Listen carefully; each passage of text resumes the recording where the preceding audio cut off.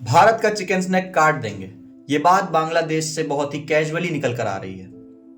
तो सवाल ये है, क्या बांग्लादेश ऐसा कर सकता है या ज्योग्राफी का ये गेम दोनों तरफ से बराबर है?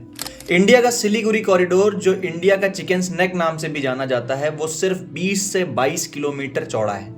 ये एक ही ऐसा रूट है जो इंडिया के नॉर्थ ईस्ट के 5 करोड़ से भी ज्यादा लोगों को इंडिया के मेन लैंड से जोड़ता है। और इकलौते इसी रूट से railways, highways, oil pipelines, power lines और आर्मी सप्लाईज सब कुछ गुजरता है। और इसके अलावा हमारे पड़ोसी देश जैसे बांग्लादेश, भूटान, नेपाल, चाइना, इन सब के बॉर्डर भी इसी कॉरिडोर के आसपास हैं। और इसी वजह से इसको इंडिया का स्ट्रेटेजिक वीक पॉइंट माना गया है। देखिए, इसमें दरअसल हो ये रहा है कि जब से 2024 में बांग्लादेश की पूरी पॉलिटिक्स बदली है, तब से वहां के कुछ लीडर इंडिया को लगातार धमकी दे रहे हैं कि भारत का नॉर्थ ईस्ट पार्ट को आइसोलेट कर देंगे, मतलब चिकन स्नैक को काट देंगे। हमारे एयरफोर्स के सारे फाइटर जेट रेडी हैं इंडिया पे अटैक करने के लिए। बट मैसेज क्लियर है कि ये सारी बातें पॉलिटिक्स में प्रेशर क्रिएट करने के लिए बोली जा रही है, और असल में ये आधा सच है। दरअसल सच ये है कि बांग्लादेश के पास दो ऐसे चोक पॉइंट्स हैं जो सिलीगुड़ी कॉरिडोर से भी ज्यादा फ्रजाइल।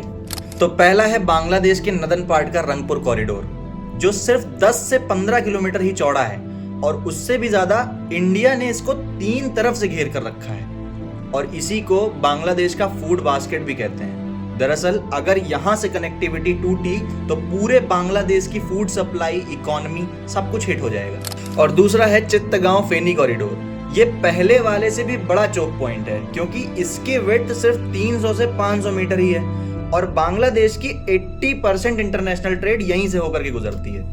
बांग्लादेश के पोर्ट, फ्यूल, इंडस्ट्रियल इंपोर्ट से लेकर के एक्सपोर्ट तक सब कुछ इसी पतली स्ट्रिप से होकर के ही गुजरता है। और अगर यहां से कनेक्टिविटी डिसरप्ट होती है तो बांग्लादेश की इकोनॉमी लिटरली फ्रीज हो जाएगी। तो बांग्लादेश कभी नहीं चाहेगा कि इंडिया के सिलीगुड़ी कॉरिडोर पर अटैक करके अपनी देश के लिए इतनी बड़ी प्रॉब्लम क्रिएट कर ले। हाल ही में हमने देखा है कि हमारे देश के रक्षा मंत्री श्री राजनाथ सिंह जी ने सिलीगुड़ी कॉरिडोर के आसपास बहुत ही ज्यादा मिलिट्री डिप्लॉयमेंट कर दिया है।